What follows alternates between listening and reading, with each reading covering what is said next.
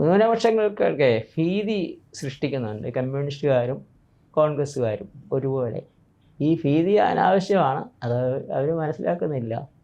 ഇപ്പോൾ ഈ മുസ്ലിങ്ങൾക്ക് ഇന്ത്യയിലുള്ളിടത്തോളം സ്വാതന്ത്ര്യം ഒരിടത്തും ഇല്ല, ഗൾഫിലും കിട്ടത്തില്ല.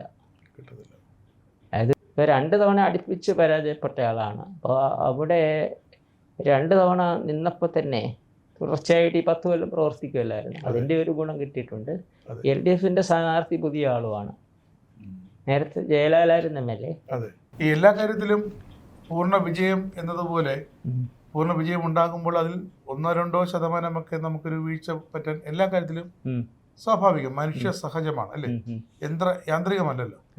അപ്പോൾ അങ്ങനെ അങ്ങ് കഴിഞ്ഞ 2 ആഴ്ച മുമ്പ് ഞങ്ങളോട് പറഞ്ഞ ആ മണ്ഡലങ്ങളുടെ കണക്കിൽ ചിലയിടത്തൊക്കെ പിഴച്ചു പോയിട്ടുണ്ട്. അപ്പൊ അത് നമുക്ക് പ്രേക്ഷകരോട് പറയണം, കാരണം അല്ലെങ്കിൽ അവരിങ്ങോട്ട് ചോദ്യം ചോദിക്കുന്നൊരു അവസ്ഥയിലേക്ക് നമ്മൾ തന്നെ അങ്ങനെ സത്യസന്ധമായി പറയുകയാണല്ലോ, തയ്യാറായിക്കൊണ്ട് വന്നിരിക്കുകയാണല്ലോ. എവിടെയൊക്കെ ആയിരിക്കും അങ്ങേക്ക് കണക്ക് കൂട്ടൽ പിഴച്ചുപോയ മണ്ഡലങ്ങൾ? കഴിഞ്ഞ തവണ പ്രവചിച്ചപ്പോൾ UDFന് 87 മുതൽ 88 വരെ സീറ്റും, LDFന് 50 മുതൽ 52 സീറ്റും, BJPക്ക് 1 മുതൽ 3 വരെ സീറ്റുമാണ് പ്രവചിച്ചിരുന്നത്. എന്നാൽ യഥാർത്ഥത്തിൽ കിട്ടിയത് UDFന് 102 സീറ്റും, LDFന് 35 സീറ്റും, BJPക്ക് 3 സീറ്റുമാണ്. അപ്പോൾ UDFന് ഞാൻ പറഞ്ഞതിനേക്കാൾ 14 സീറ്റ് കൂടുതൽ കിട്ടി, LDFന് 15 സീറ്റ് കുറയുകയും ചെയ്തു. പിന്നെ ശതമാനക്കണക്കിന് പറഞ്ഞു കഴിഞ്ഞാൽ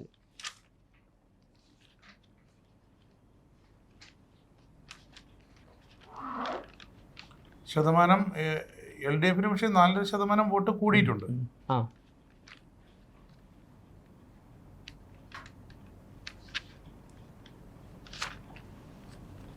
പക്ഷേ UDF തങ്ങളുടെ വോട്ട് നിലവാരവും ഉയർത്തിയിട്ടുണ്ട്. 12 ലക്ഷം വോട്ട് എന്നത് 19 100 കോടി കൂടുതലായി, കൂടുതലായിട്ടുണ്ട്. കഴിഞ്ഞ 12 ലക്ഷം കൂടുതലായിരുന്നു UDFന്. ഇത്തവണ അതെനിക്കൊന്ന് അങ്ങനെ എന്തൊരു കണക്ക് വന്നിട്ടുണ്ട്, ഒത്തിരി കൂടുതലായിട്ടുണ്ട്. 19 ലക്ഷം കൂടുതൽ വോട്ടുകൾ ലഭിച്ച ഒരവസ്ഥയിലേക്ക് പോയി. പക്ഷേ SIR വരുമ്പോൾ ആ വോട്ട് ശതമാനം കുറയേണ്ടതല്ലേ? SIR വരുമ്പോൾ വോട്ട് ശതമാനം കൂടും. കാരണം ഈ വ്യാജന്മാരൊക്കെ ലിസ്റ്റിൽ നിന്ന് പോയപ്പോഴേ ശതമാനം കൂടും. ഇപ്പോൾ 1 ലക്ഷം പേര് 80,000 കുറഞ്ഞാലേ വോട്ട് ചെയ്യുന്നവരുടെ ശതമാനം കൂടും, എണ്ണം കുറയും. അങ്ങനെയാണ് സംഭവിച്ചത്. മണ്ഡലം വൈസ് ശതമാനം കണക്കാണോ ഉദ്ദേശിച്ചത്? അല്ല, അങ്ങനെ പറയുന്നില്ല. ഞാൻ UDFന് 42.5 മുതൽ 43% വരെയാണ് പ്രഡിക്റ്റ് ചെയ്യുന്നത്. അവർക്ക് ഇപ്പോൾ യഥാർത്ഥത്തിൽ കിട്ടിയത് 46% 3.5% കൂടിയിട്ടുണ്ട്. LDFന് ഞാൻ 37 മുതൽ 38% വരെയാണ് പറഞ്ഞത്. അതിപ്പോൾ 37.64 വന്നിട്ട് അത് കറക്റ്റാണ്. BJPക്ക് 16 മുതൽ 17 വരെ ശതമാനമാണ് പറഞ്ഞിരുന്നത്. അതിപ്പം 14.58 ആണ്. BJPക്ക് കഴിഞ്ഞ തവണത്തേക്കാൾ കൂടുതലാണ്. 2% കൂടുതലാണ്. കഴിഞ്ഞ അസംബ്ലി തെരഞ്ഞെടുപ്പായിട്ട് കമ്പയർ ചെയ്യുമ്പോൾ ഇപ്പോൾ ഒരു 1.5% കൂടിയിട്ട് കുറഞ്ഞിട്ടുണ്ട്. കുറഞ്ഞതെന്നല്ല, ഞാൻ പറഞ്ഞതിൽ 1.5% കുറവ്. കഴിഞ്ഞ അസംബ്ലി തെരഞ്ഞെടുപ്പിനേക്കാൾ 2% കൂടിയിട്ടുണ്ട്. 2% വോട്ട് കൂടിയിട്ടുണ്ട്. വോട്ട് വീതമേ വോട്ട് ശതമാനം കൂടിയിട്ടുണ്ട്. പിന്നെ BJPക്ക് 2ാം സ്ഥാനം കിട്ടിയിരിക്കുന്നത് മഞ്ചേശ്വരം, കാസർഗോഡ്, പാലക്കാട്, മലമ്പുഴ, തിരുവല്ല, ആറ്റിങ്ങൽ മണ്ഡലങ്ങളിലാണ്. ജയിച്ചത് 3 സീറ്റ്. അതുകൂടാതെ 9 സ്ഥലങ്ങളിൽ 2ാമത് വന്നിട്ടുണ്ട്. എല്ലാം 12 ഒരു മികച്ച പ്രകടനം കാഴ്ചവെച്ചു. അതിൽ ഈ മഞ്ചേശ്വരവും കാസർഗോഡ് ഒഴിച്ചുള്ളതൊക്കെ ഇവരൊന്ന് നന്നായിട്ട് പിടിച്ചാൽ അടുത്ത തവണ ജയിക്കാം. മഞ്ചേശ്വരം, കാസർഗോഡ് ഈ ന്യൂനപക്ഷങ്ങൾ മുസ്ലിം ലീഗിന്റെ കോട്ടയായി മാറി. കേരളത്തിന്റെ അതിർത്തിയും കർണാടകയോട് ബംഗലാപുരത്തോട് ചേർന്ന് കിടക്കുന്ന പാട് തന്നെയാണ്. പിന്നെ BJPക്ക് 40,000 കൂടുതൽ വോട്ട് കിട്ടിയ ഒരു ഇത് കൂടാതെ 3-4 മണ്ഡലങ്ങളൂടെ. ഒന്ന് മേജർ രവിക്ക് ഒറ്റപ്പാലത്ത് 42,476 നല്ല വോട്ട് പിടിച്ചിട്ടുണ്ട്. ഈ പറഞ്ഞ 6 കൂടാതെ. അതെ. അത്തരത്തിലാണ്ട് 20ഓളം മണ്ഡലമുണ്ടല്ലോ, എല്ലാം കൂടെ ചേർത്ത് BJP എല്ലാ മികച്ച പ്രകടനം കാഴ്ചവെച്ച് 20 മണ്ഡലം. 6, 3, 9, 15 സ്ഥലത്തോളം വരും. BJPയുടെ ഒരു ഗ്രോത്ത് മുന്നോട്ട് തന്നെയാണോ അതോ LDF വീണ്ടും മുന്നോട്ട് പോകുമോ? UDFന്റെ തരംഗമില്ലെങ്കിൽ കുറെ ക്ഷയിച്ചു വരാനേ സാധ്യതയുള്ളൂ. ഒന്ന് ചീഞ്ഞ് മറ്റൊന്നിന് വളമാകാനേ സാധ്യതയുള്ളൂ. ഈ BJPക്ക് രക്ഷപ്പെടണമെങ്കിൽ ഇനി എന്താണ് മാർഗം? കാരണം ഈ 2% വർദ്ധിച്ചതുകൊണ്ട് ഒരു ഉപയോഗവും ഉണ്ടാകില്ല. രക്ഷപ്പെടണമെങ്കിൽ ജനകീയ വിഷയങ്ങളെടുത്ത് കൈകാര്യം ചെയ്യണം. സമരം അത് വിജയിപ്പിക്കണം.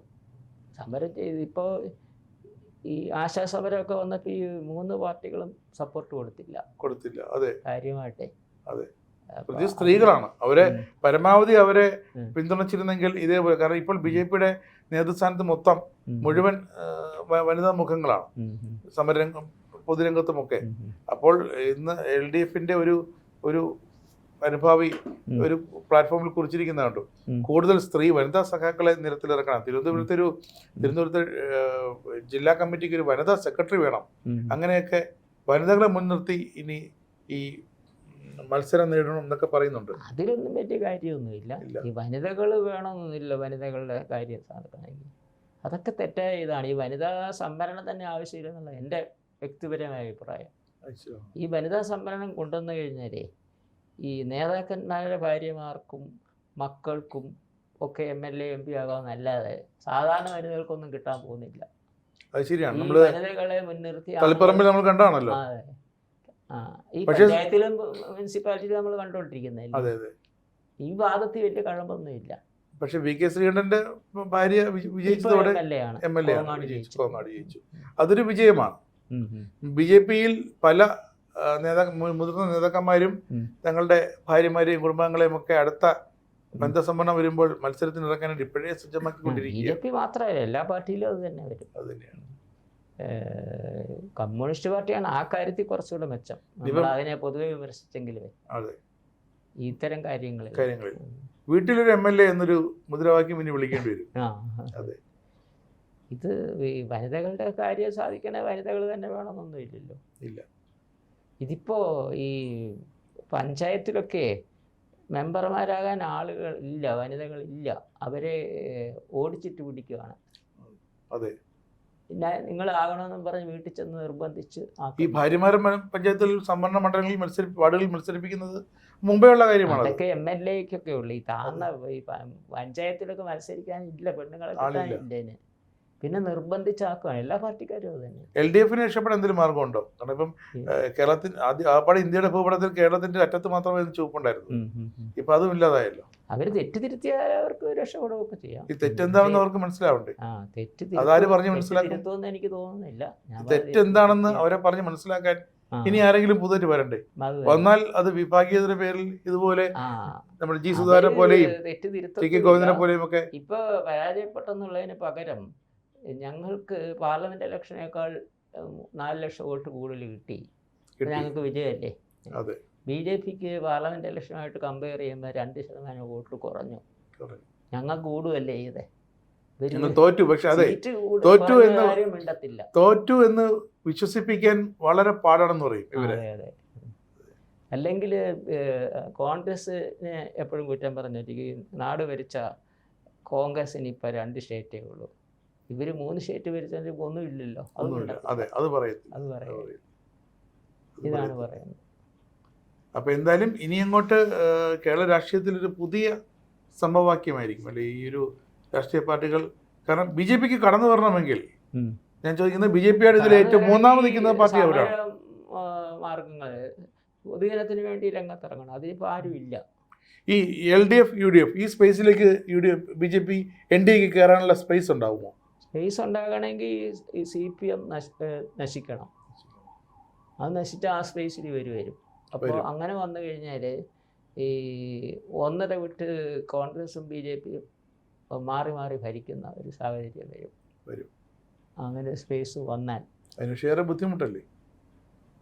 ചിലപ്പോൾ ഒരു 10 കൊല്ലത്തിനകം നടക്കും. അത് മറ്റ് സ്റ്റേറ്റുകളിലാകാമെങ്കിൽ രാജ്യത്ത് ഇത്രയും 2 ഡസനോളം സംസ്ഥാനങ്ങളിൽ BJP അതാകാമെങ്കിൽ ഇവിടെയും ആകാം. അതിന് ഇത്തരം ഈ എളുപ്പ വഴിയൊന്നുമില്ല. ഇപ്പോൾ റബ്ബറിന് വില ഇപ്പോൾ 230 രൂപയാണ് കിലോയ്ക്ക്. അതിനൊരു 300 രൂപയാക്കിയാൽ എല്ലാവരും 50 രൂപയായാലും കൂട്ടിക്കഴിഞ്ഞാൽ അത് പിന്നെ ജാതിയൊന്നും നോക്കത്തില്ല. ഹിന്ദു, ക്രിസ്ത്യൻ, മുസ്ലിം ഒന്നും കിട്ടത്തില്ല. ധാരാളം വോട്ട് കിട്ടും. അച്ചായന്മാരെല്ലാം വോട്ട് ചെയ്യും. അത് പച്ചായൻ ഹിന്ദു ക്രിസ്ത്യാനിയൊന്നും നോക്കത്തൊന്നുമില്ല. അത് കോൺഗ്രസ് BJP വിചാരിച്ചാലേ പറ്റുള്ളൂ. ഈ റബ്ബർ ഇറക്കുമതി കുറയ്ക്കണം. കുറച്ച് കഴിഞ്ഞാൽ ഈ റബ്ബറിന് വില കൂടും. പക്ഷെ അത് BJP ചെയ്യത്തില്ല. കാരണം ഈ മുതലാളിമാരോട് ഇവരും പൈസ പിരിക്കുന്നുണ്ട്. അതെ, മുമ്പ് പാം ഓയിൽ ഇറക്കുമതി ഈ ടയർ ഫാക്ടറി ഒക്കെ ഇല്ലേ, അതെ, അതൊക്കെ നടത്തുന്ന വൻകിട കമ്പനികൾ, MRF അടക്കമുള്ളവരുണ്ട്. അതെ, അവരൊന്നും സമ്മതിക്കത്തില്ല. അവർക്ക് ലാഭം വരവാണ്. പക്ഷേ വോട്ട് കിട്ടണേ ഇതൊക്കെ ഉള്ളു വഴി. പല വഴികളിലൊന്നാണ് ഞാൻ പറഞ്ഞത്. കടുത്ത സാമ്പത്തിക നടപടികളിലേക്ക് രാജ്യം പോകണം. അത് വേണം. സംസ്ഥാനത്തിന് പറ്റില്ല. സംസ്ഥാനത്തിന്റെ കോർപ്പറേഷൻ ജയിച്ചപ്പോൾ തന്നെ മോദി നേരിട്ട് വന്ന് ഇവിടുത്തെ തിരുവനന്തപുരത്തിന്റെ വികസനം പ്രഖ്യാപിക്കുമെന്ന് പറയുന്നതൊന്നും ഉണ്ടായില്ല. പ്രഖ്യാപിച്ചില്ല. ഇല്ല. ഇനിയിപ്പോൾ അടുത്ത ലോക്സഭാ തെരഞ്ഞെടുപ്പിന് മുമ്പെങ്കിലും എന്തെങ്കിലും ചെയ്തു കഴിഞ്ഞാൽ ഗുണം കിട്ടും. പെട്ടെന്ന് അങ്ങോട്ട് പറ്റില്ലെന്നാണ് നമ്മുടെ തിരുവനന്തപുരം മേയർ VV രാജശേഖർ പറയുന്നത്. കാരണം സമയമെടുക്കും. ഒരു രൂപരേഖ തയ്യാറാക്കണം, ഒരു പ്രൊജക്റ്റ് ഉണ്ടാക്കണം, അത് പ്രഖ്യാപിക്കണം. അല്ല, ഇനിയിപ്പോൾ പാർലമെന്റ് ഇലക്ഷൻ ഇനിയുണ്ട് 3 കൊല്ലേ ഉണ്ട്. അതെ, അതിന് മുമ്പ് ഒരു കൊല്ലം കൊണ്ടൊക്കെ നടപ്പിലാക്കാമല്ലോ. പിന്നെ ഈ BJPയെ വിജയിപ്പിക്കാതിരിക്കാൻ ഇവർ 2 കൂട്ടരോടെ ശ്രമിക്കുന്നത് എനിക്ക് യോജിപ്പുള്ള കാര്യമല്ലത്. ഇപ്പോൾ തിരുവനന്തപുരത്ത് നിന്ന് 2014 രാജഗോപാലിനെ വിജയിപ്പിച്ചിരുന്നെങ്കിൽ കേരളത്തിനൊരു മന്ത്രി കിട്ടിയേനെ. അത് ജയിപ്പിച്ചില്ല. അതുകൊണ്ടുള്ള ഗുണം കേരളക്കാർക്കല്ലേ കിട്ടുന്നത്. അതിങ്ങനെ ഇടുങ്ങിയ രാഷ്ട്രീയ ചിന്താഗതി വെച്ചേ നോക്കുന്നത് തെറ്റാണ്. അത് ഇവർ കേരളത്തിലുള്ള ഈ ന്യൂനപക്ഷങ്ങൾ മനസ്സിലാക്കുന്നില്ല. അതുപോലെ 2019 ഇലക്ഷനിലും കേരളത്തിൽ നിന്ന് ആരും ജയിച്ചില്ല. 2019 ഒരാൾ ജയിച്ചിരുന്ന കേന്ദ്രത്തിൽ മന്ത്രിയായേനെ. ആരായാലും എത്ര ജൂനിയർ ആയിട്ടുള്ള 2ാം മോദി സർക്കാരിൻ്റെ സമയമാണ്. പിന്നെ ഇപ്പോൾ 3ാം സർക്കാരിലാണ് സുരേഷ് ഗോപി മന്ത്രിയാവുന്നത്. അന്നും ഇപ്പോൾ ഇവിടെ തിരുവനന്തപുരത്തെ ഒരാളൂടെ ജയിച്ചിരുന്നെങ്കിൽ ഈ 2 പേരും മന്ത്രിയായേനെ കേന്ദ്രത്തിൽ. ഇപ്പോൾ ഇപ്പോൾ തന്നെ 2 മന്ത്രിയുണ്ട് കേരളത്തിൽ. ജോർജ് കുര്യനുണ്ട്. പ്രാതിനിധ്യം കൂടിയത്. പിന്നെ പറയേണ്ടത് നമ്മുടെ 2ാം പിണറായി സർക്കാരിൻ്റെ കാലത്താണ് സുരേഷ് ഗോപി എന്ന BJP സ്ഥാനാർത്ഥി ജയിച്ച് ലോക്സഭയിലേക്ക് പോകുന്നത്. ഈ 2ാം പിണറായി സർക്കാരിൻ്റെ കാലത്ത് തന്നെയാണ് 3 BJP MLA ഉണ്ടാകുന്നത്. അപ്പോൾ കോൺഗ്രസിൻ്റെ ഒരു മന്ത്രിസഭ വരുമ്പോൾ അതിനെക്കാട്ടിയും എളുപ്പമാകില്ലേ അവർക്ക്? ആർക്ക്? ഈ BJPക്കാർക്ക് ജയസാധ്യത കൂടുതലല്ലേ? ജയസാധ്യത കൂടത്തൊന്നുമില്ല. ഇല്ല. അത് ഇതുപോലെ എന്തെങ്കിലും ചെയ്താലേ പറ്റത്തുള്ളൂ. മാർച്ചിലും ഏപ്രിലും 2 മാസം കൊടുത്തു. മെയ്യിൽ കൊടുത്തിട്ടില്ല. മെയ്യിലിപ്പോൾ ഗവൺമെന്റ് പോയില്ലേ. ഏപ്രിൽ മാർച്ചിൽ കൊടുത്തത് മാർച്ച് അവസാനം കോൺഗ്രസ് ഗവൺമെന്റിന്റെ ഒരു പണിയായിരിക്കുക. ഇതിനുള്ള ഫണ്ട് പെൻഷൻ ഉണ്ടാക്കും. അത് മാത്രമല്ല, അവരടുത്ത അവരുടെ ഇന്ദിരാ പത്രിക, ഇന്ദിരാ ഗ്യാരണ്ടി പറഞ്ഞിട്ടുണ്ട്. സ്ത്രീകൾക്ക് ബസ്സിൽ സൗജന്യ യാത്ര. ഏത് ബസ് എന്ന് പറഞ്ഞിട്ടില്ല, ഏത് തരത്തിൽപ്പെട്ട സ്ത്രീകൾക്ക് എത്ര വയസ്സ് വരെ എന്ന് പറഞ്ഞിട്ടില്ല. പിന്നെ വീട്ടിലിരിക്കുന്ന വീട്ടമ്മമാർക്ക് 3000 രൂപ എന്ന് പറഞ്ഞിട്ടുണ്ട്. കോളേജ് വിദ്യാർത്ഥികൾക്ക് 1000 രൂപ എന്ന് ഉറപ്പ് നൽകിയിട്ടുണ്ട്. ഇതൊക്കെ ഈ ഇവിടെ വികസന റോഡാണെങ്കിൽ അതിന് നമുക്ക് ടോള് പിരിച്ച് ആ വായ്പ തിരിച്ചടയ്ക്കാം. ഇത് പക്ഷെ വായ്പ എടുക്കാതെ നടക്കുമോ? വേറെ എന്തെങ്കിലും വരുമാന മാർഗം കണ്ടെത്തണം. അതിന് ഒരു മികച്ച ധനകാര്യ മന്ത്രി ഉണ്ടെങ്കിലേ പറ്റത്തുള്ളൂ.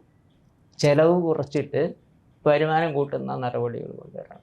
ചെലവ് കുറയ്ക്കാനല്ലേ പറ്റുള്ളൂ, ജനത്തെ പിടിച്ച് വിറ്റ് കാശാക്കാൻ പറ്റില്ലല്ലോ. അങ്ങനെയല്ല, ഈ സർക്കാർ വകുപ്പുകളിലെ ഒത്തിരി ഇങ്ങനെ അനാവശ്യ ചെലവുകൾ നടക്കുന്നുണ്ട്. എല്ലാ വകുപ്പിലും വെള്ളാനകൾ ഒരുപാടുണ്ട്. ഉണ്ട്. ഈ കൃഷി വകുപ്പ് എന്നൊക്കെ പറഞ്ഞാൽ എല്ലാ വകുപ്പിലും ഉണ്ട്, കൃഷി വകുപ്പ് മാത്രമല്ല. അതൊക്കെ കുറയ്ക്കാം. പിന്നെ അത് ചെലവ് കുറയ്ക്കുക. വരുമാനം കൂട്ടാനായിട്ട് എന്തെങ്കിലുമൊക്കെ നടപടികൾ കൊണ്ടുവരണം. അതിന് അടുത്ത ധനകാര്യമന്ത്രിയുടെ ബുദ്ധി അനുസരിച്ചിരിക്കും. വേറെ കാര്യം ചോദിക്കട്ടെ, നമ്മുടെ മുസ്ലിം ലീഗിന് ഇത്രയും ചരിത്രപരമായ 22 സീറ്റ് എന്ന ഒരു ചരിത്ര വിശേഷത നേരത്തെ 20 സീറ്റ് വരെ വന്നു. അതെ, ഇതുവരെ അത് കൊടുത്തതിൽ CPM നല്ലൊരു പങ്കില്ലേ? CPM അല്ലേ അത് കൊടുത്ത അവർ ഇത്രയും ഒരു അത് വെള്ളാപ്പള്ളി നടേശന്റെ ഈ പ്രസ്താവനകളാണ് ഇത്രയും ഇവർക്ക് ദോഷമുണ്ടാക്കിയത്. അതെ. അതിലുപരിയായി നമ്മുടെ പാലക്കാട് നിൽക്കട്ടെ, മഞ്ചേശ്വരത്തും കാസർഗോഡും CPM സ്ഥാനാർത്ഥിയുടെ വോട്ടുകളാണ് കുറഞ്ഞ് അത് പോയിരിക്കുന്നത് ലീഗ് സ്ഥാനാർത്ഥിക്കാണ്. അതെ അതെ. കാസർഗോഡും അതേ അവസ്ഥ. തുടക്കം മുതൽ അശ്വിനി കാസർഗോഡ് ലീഡ് ചെയ്യുന്നു. കെ സുരേന്ദ്രൻ മഞ്ചേശ്വരത്ത് വളരെ നാമമാത്രമായ വോട്ടിനാണ് കഴിഞ്ഞ 2 തവണയും. കഴിഞ്ഞ തവണ 1000 താഴെ, അതിനു മുമ്പ് 89. അപ്പോൾ ഇത്തവണ ഇരുവരും ജയിക്കരുതെന്നൊരു നിശ്ചയമായിട്ടുണ്ടായിരുന്നു. അങ്ങനെ CPM-ന്റെ അടക്കം അങ്ങീ പറഞ്ഞ CPM ചെയ്തിരുന്ന മുസ്ലിം വോട്ടുകൾ യഥാർത്ഥ ലീഗിന് വോട്ട് ചെയ്തു എന്നാണ് പറയുന്നത്. അതെ, മുസ്ലിം കമ്മ്യൂണിറ്റി പെട്ടവരും ഒന്നടങ്കം കമ്മ്യൂണിസ്റ്റ് പാർട്ടി പെട്ടവരും കൂടെ ചെയ്തിട്ടുണ്ട്. അതൊരു ഡീലാണെന്ന് ഞാൻ കരുതുന്നില്ല. അത് ആ സമുദായത്തിൽപ്പെട്ടവർ ഒന്നടങ്കം തീരുമാനിച്ചതാണ്. പാലക്കാടും ഇതേ അവസ്ഥ തന്നെയാണ്. ഇത് BJP ജയിക്കുന്നിടത്തെല്ലാം ഇവർ നടപ്പിലാക്കുന്നുണ്ട്. ഭീതി ഇപ്പോഴും ഉണ്ട്. അത് ക്രിസ്ത്യാനികൾക്കും ഉണ്ട് ഭയം. ഒരു ക്രിസ്ത്യാനി എന്നോട് പറഞ്ഞതാണ്, ഈ BJP വരരുത്, കാരണം ഞങ്ങളുടെ പള്ളിയൊക്കെ പൊളിച്ചു കളയും. മുനമ്പത്ത് പ്രശ്നം തീർക്കാനൊക്കെ BJP വേണം. അതാണ് PC ജോർജും ഷോൺ ജോർജും പറഞ്ഞത്. ഒട്ടി നിന്ന് കാര്യങ്ങൾ നേടിയിട്ട് പിന്നീട് തിരിച്ചു കുത്തി എന്ന് പറയാം. പക്ഷെ അത് ശരിയായിരുന്നില്ലേ? അതിലെ ഈ ന്യൂനപക്ഷങ്ങൾക്കൊക്കെ ഭീതി സൃഷ്ടിക്കുന്നുണ്ട് കമ്മ്യൂണിസ്റ്റുകാരും കോൺഗ്രസ്സുകാരും ഒരുപോലെ. ഈ ഭീതി അനാവശ്യമാണ്, അത് അവർ മനസ്സിലാക്കുന്നില്ല. ഇപ്പോൾ ഈ മുസ്ലിങ്ങൾക്ക് ഇന്ത്യയിലുള്ളിടത്തോളം സ്വാതന്ത്ര്യം ഒരിടത്തും ഇല്ല, ഗൾഫിലും കിട്ടത്തില്ല. അതിവിടെ ആരും പറയുന്നില്ലല്ലോ. ഇപ്പോൾ ഈ ഇവിടെ തന്നെ ഈ നിങ്ങളുടെ വോട്ട് ചെയ്തില്ലെങ്കിൽ നിങ്ങളുടെ പൗരത്വം കളയുന്ന ഇതൊക്കെ ഉള്ള കാര്യമല്ലല്ലോ. അതുപോലെ തന്നെയാണ് നമ്മുടെ ഇവിടെ തിരിച്ച് നമ്മൾ ഇങ്ങോട്ട് വരുമ്പോൾ BJP-യിലേക്ക് പോകാം. ചാത്തന്നൂര് അതുപോട്ടെ, ഷോൺ ജോർജ് ഇത്രയും വോട്ട് പിടിച്ചു പാലയിൽ. പക്ഷെ നമ്മൾ നേരത്തെ പറഞ്ഞതുപോലെ അവിടെ ഷോൺ ജോർജ് 3ാമതെത്തി. അതൊരു ഈ പറഞ്ഞ ക്രിസ്ത്യൻ ഔട്ട്റീച്ചിന്റെ ഒരു പാളിപ്പോയ നയത്തിന്റെ ഭാഗമായിട്ടാണല്ലോ. പൂഞ്ഞാറും അത് തന്നെയാണ് അവസ്ഥ. PC ജോർജിന്റെ കാര്യത്തിൽ അല്പം ഇങ്ങോട്ട് വരുമ്പോൾ ചെങ്ങന്നൂര്, ചാത്തന്നൂര് BB ഗോപകുമാർ വിജയിച്ചിട്ടുണ്ട്. ഇപ്പോൾ അത് 2 കാരണമുണ്ട്. ഇപ്പോൾ 2 തവണ അടുപ്പിച്ച് പരാജയപ്പെട്ട ആളാണ്. അപ്പോൾ അവിടെ 2 തവണ നിന്നപ്പോൾ തന്നെ തുടർച്ചയായിട്ട് ഈ 10 കൊല്ലം പ്രവർത്തിക്കുമല്ലായിരുന്നു. അതിൻ്റെ ഒരു ഗുണം കിട്ടിയിട്ടുണ്ട്. LDF-ന്റെ സ്ഥാനാർത്ഥി പുതിയ ആളുമാണ്. നേരത്തെ ജയലാലായിരുന്നു MLA, അയാളെ മാറ്റി വേറെ രാജേന്ദ്രനാണ്. ജയലാലായിരുന്നെങ്കിൽ ഇത് സംഭവിക്കില്ലായിരുന്നു എന്നിപ്പോൾ പറയുന്നു. ചിലപ്പോൾ അങ്ങനെ സംഭവിക്കാം. അതുപോലെ തന്നെ ഇതേ അവസ്ഥയാണ് കെ മുരളീധരൻ MP ആയിരുന്നപ്പോഴും, വടകര MP ആയിരുന്നപ്പോഴും, അതിനുശേഷം തൃശ്ശൂർ പരാജയപ്പെട്ടപ്പോഴും കെ മുരളീധരൻ സജീവമായി വട്ടിയൂർക്കാവിലുണ്ടായിരുന്നു. അപ്പൊ അതും അദ്ദേഹത്തിന് ഒരു തന്നെയല്ല, അന്നത്തെ പ്രവർത്തനമല്ല. അദ്ദേഹത്തിന്റെ പിതാവ് ലീഡർ കരുണാകരൻ മുഖ്യമന്ത്രിയായിരുന്നപ്പോൾ ഈ വട്ടിയൂർക്കാവ് മണ്ഡലത്തിലെ പല ആളുകളുമായിട്ട് ബന്ധമുണ്ട്. പലർക്കും പല കാര്യങ്ങളും ചെയ്തു കൊടുത്തിട്ടുണ്ട്. അതിൻ്റെ ഗുണമെല്ലാം ഈ മകന് കിട്ടും. ഞാൻ ഈ 2011 അവിടെ സർവേ നടത്തിയപ്പോൾ അമ്പലമുക്കിൽ 100 പേരോട് ചോദിച്ചാൽ 95 മുരളീധരൻ വോട്ട് ചെയ്യുമെന്ന് പറയുന്നത്. ജയിച്ചു. പുള്ളി 16-ലും ജയിച്ചു. പിന്നെ MP ആയി അങ്ങ് പോയതാണ്. പോകരുതായിരുന്നു, പോയതാണ് മണ്ടത്തരമായത്.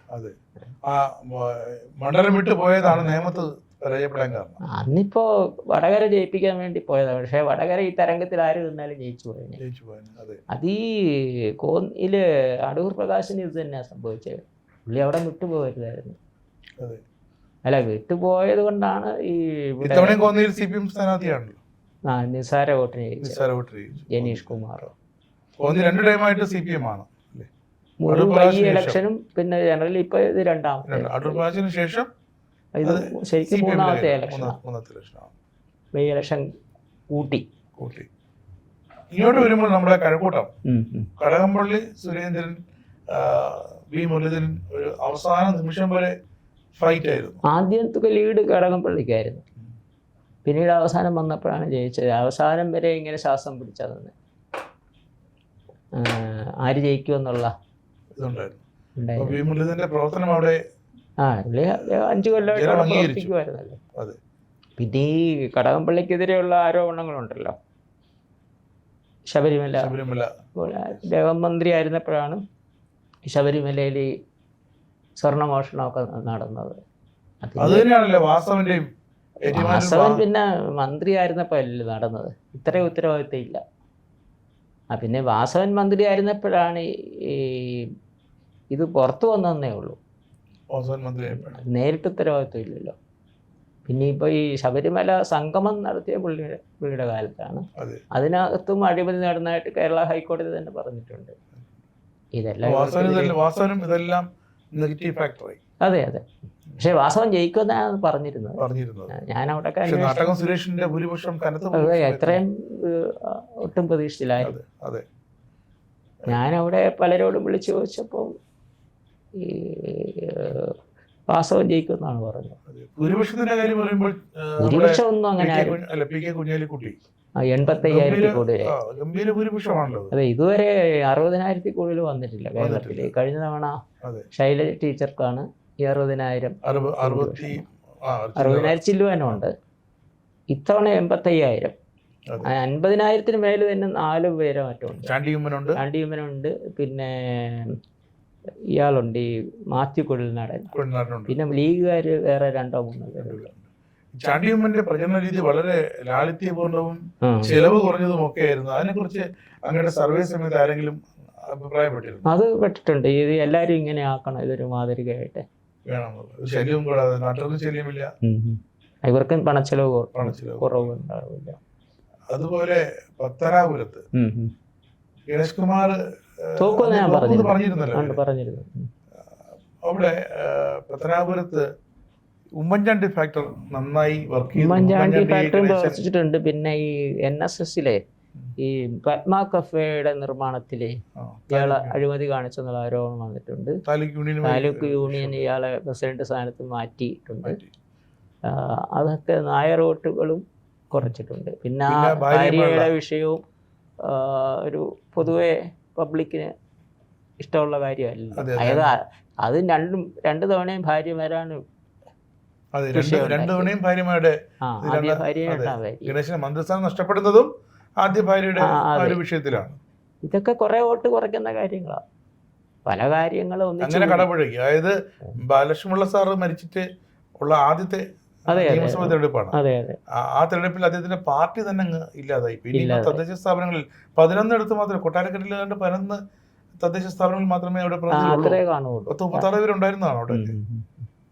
അല്ല, ഇത്തവണ LDF മൊത്തം സീറ്റ് കുറഞ്ഞല്ലോ. അതിന്റെ ഭാഗമായിട്ട് എനിക്ക് തോന്നുന്നു 1-2 പഞ്ചായത്തിലേ ഉള്ളവർക്ക്. ഇനി ഗണേശനൊക്കെ ഒരു തിരിച്ചുവരവ് സാധ്യമാണോ? തിരിച്ചുവരവ് അച്ഛൻ കൊട്ടാരക്കര തോറ്റപ്പോഴും പത്തനാപുരം പിടിച്ചടക്കിയ മകനാണ് KB ഗണേഷ് കുമാർ. ഇനിയിപ്പോ നടപ്പിലാവത്തില്ല. പക്ഷെ ആയിഷ പോറ്റിയുടെ പ്രഭാവം നോക്കുകയല്ലേ? അത് പറഞ്ഞില്ലേ ഞാൻ. ആയിഷ പോറ്റിക്ക് പകരം ഈ കഴിഞ്ഞ തവണ അവിടെ കോൺഗ്രസിൽ നിന്ന രശ്മി നിർത്തിയില്ല, ചിലപ്പോൾ ജയിച്ചേനെ. ആയിഷ പോറ്റി വന്നതാണ് രശ്മി BJP സ്ഥാനാർത്ഥിയായി. രശ്മിക്ക് കോൺഗ്രസിന്റെ വോട്ടും കിട്ടിയില്ല. കോൺഗ്രസിൽ നിന്ന് BJPയിലേക്ക് വന്നിട്ട് അവരും വോട്ട് ചെയ്ത് കാണത്തില്ല. രശ്മിയുടെ വോട്ടെല്ലാം BJPക്ക് കിട്ടുമെന്നാണ് അവർ കരുതിയത്. പക്ഷേ കുറച്ച് കോൺഗ്രസ് വോട്ട് അവർക്ക് പോയിട്ടുണ്ട്. ഇതോടെ കൂട്ടിയിരുന്ന 1200 വോട്ടിനാണ് ജയിച്ചത്.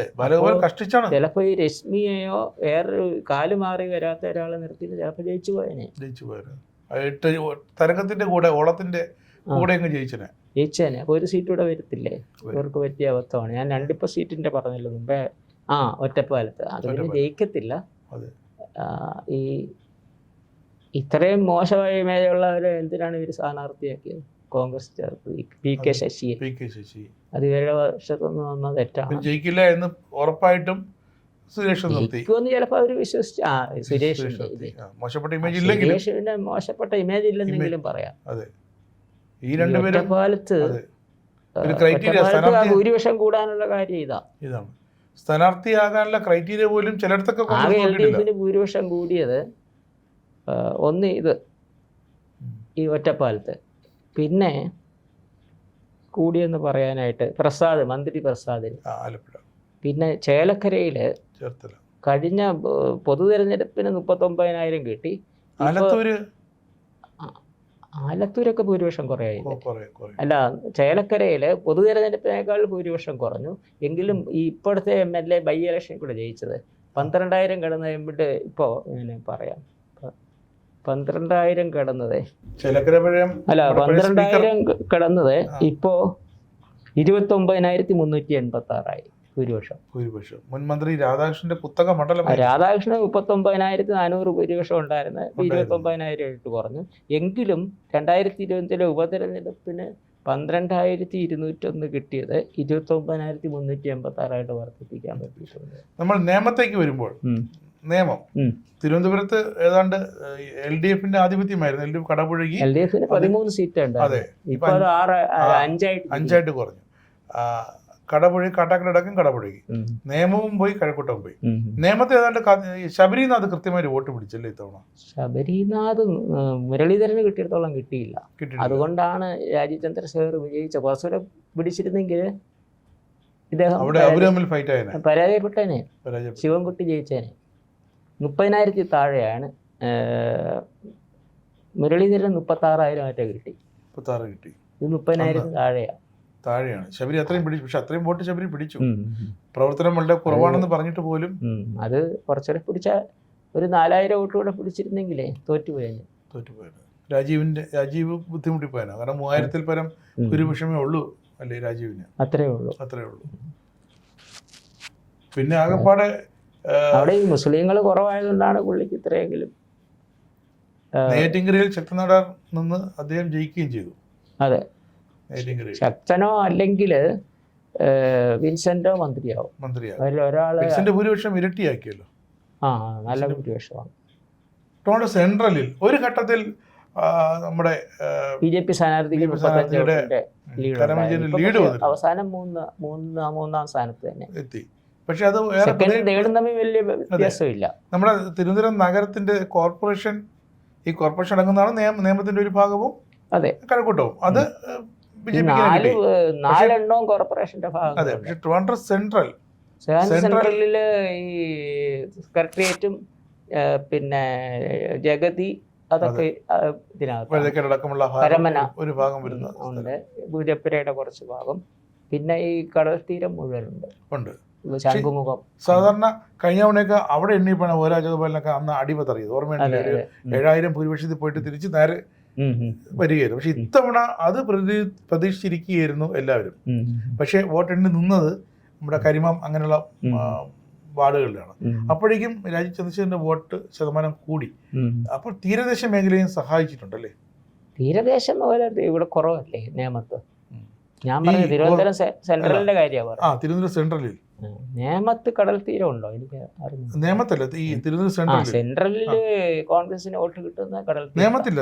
സെൻട്രലിന്റെ കിഴക്ക് ഭാഗത്ത് അല്ല, ഞാൻ പറഞ്ഞത് തിരുവനന്തപുരം സെൻട്രലിലെ ഈ UDF ജയിക്കാൻ കാരണം ഈ കടൽ തീരമാണ്. കോസ്റ്റൽ ഏരിയ കഴിഞ്ഞ ആന്റണി രാജുവിനെ സഹായിച്ചിരുന്ന അതേ ഭാഗം. അപ്പൊ അവരാ കാസ്റ്റ് വെച്ചിട്ട് കോൺഗ്രസിനായി അവരാ ഒരു പ്രത്യേക ഒരു ക്രൈസ്തവ ക്രൈസ്തവ വിഭാഗക്കാരനായതുകൊണ്ടാകും CP ജോണിനെ പിന്തുണച്ചവർ. അതെ, ഈ ലത്തീൻ കത്തോലിക്ക് അല്ല, പൊതുവെ ക്രിസ്ത്യാനികളും ഒരു 90% UDFിനെയാണ് പിന്തുണച്ചത്.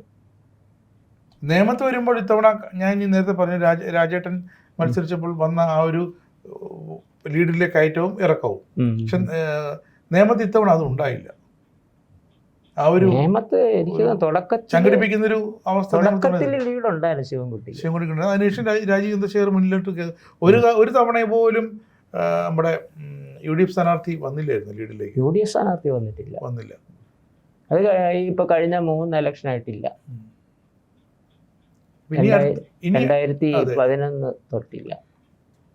ഇനി മുഖ്യമന്ത്രി സ്ഥാനാർത്ഥി ചൊല്ലി ഒരുപാട് തർക്കങ്ങൾ തുടങ്ങിക്കഴിഞ്ഞു.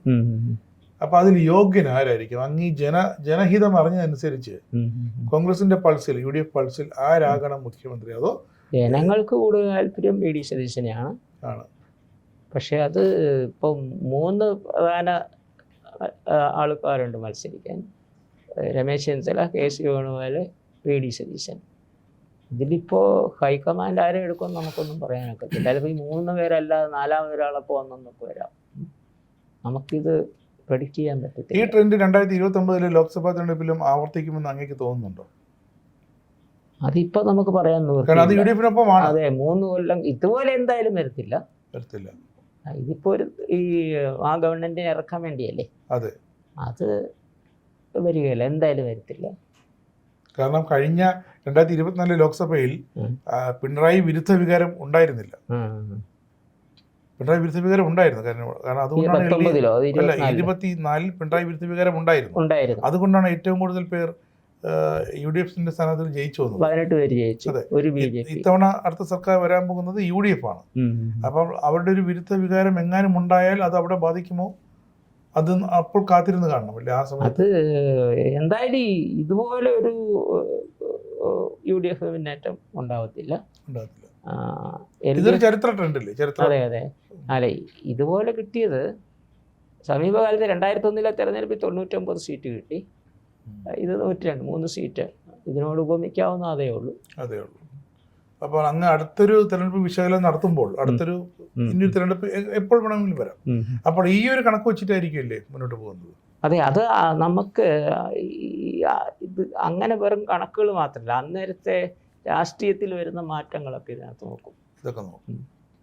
ഇപ്പോൾ ഇവരുടെ ഭരിക്കുന്നവരുടെ ധാർഷ്ട്യം, ഇതൊന്നും നമുക്ക് നേരത്തെ പറയാൻ പറ്റത്തില്ല. ഇങ്ങോട്ട് ഭരിച്ചു തുടങ്ങുമ്പോഴേ അറിയാൻ പറ്റത്തുള്ളൂ. ചെറുപ്പക്കാരുടെ സ്ഥാനം എങ്ങനെയായി? ചെറുപ്പക്കാർ കൂടുതലും ഈ അരാഷ്ട്രീയക്കാരാണ്. രാഷ്ട്രീയത്തിൽ വലിയ താല്പര്യമില്ല. അപ്പോൾ ഈ യുവജനങ്ങളായ പുതിയ MLA ഈ ചെറുപ്പക്കാർക്ക് രാഷ്ട്രീയമൊന്നും ഇല്ലെങ്കിലും ശശി തരൂരിനൊക്കെ താല്പര്യമാണ്. രാജീവ് ചന്ദ്രശേഖരനും താല്പര്യമുണ്ട്. ഒരു പേഴ്സണാലിറ്റി. അതുകൊണ്ട് എന്തായാലും 2029 ലോക്സഭാ തെരഞ്ഞെടുപ്പ് വരെയെങ്കിലും അടുത്തൊരു തെരഞ്ഞെടുപ്പിന് വേണ്ടി ഇപ്പോഴത്തെ സാഹചര്യങ്ങൾ വെച്ച് നമുക്ക് കാത്തിരിക്കട്ടെ അല്ലേ? അങ്ങനെ വരുമ്പോൾ ഏതാണ്ട് ഇപ്പോഴൊക്കെ പറഞ്ഞത് കൃത്യമാണ്. ചില മണ്ഡലങ്ങളിൽ വീഴ്ചകളും ചില മണ്ഡലങ്ങളിൽ പ്രവേശിച്ചതിനേക്കാൾ കൂടുതൽ വോട്ട് ശതമാനവും വിജയവും ഒക്കെ കേരളം സാക്ഷ്യം വഹിച്ചെങ്കിലും തോട്ടക്കാട് N. ഗോപാലകൃഷ്ണൻ എന്ന ഇദ്ദേഹത്തിൻ്റെ കണക്കുകൾ ഇത്തവണയും അദ്ദേഹത്തിന് നിരാശയുണ്ടാക്കിയില്ല. ആ പ്രവചനം കണ്ട നമ്മുടെ പ്രേക്ഷകർക്കും നിരാശ ഉണ്ടായിട്ടില്ല എന്ന് ഉറപ്പിച്ച് പറയാം. നമസ്കാരം.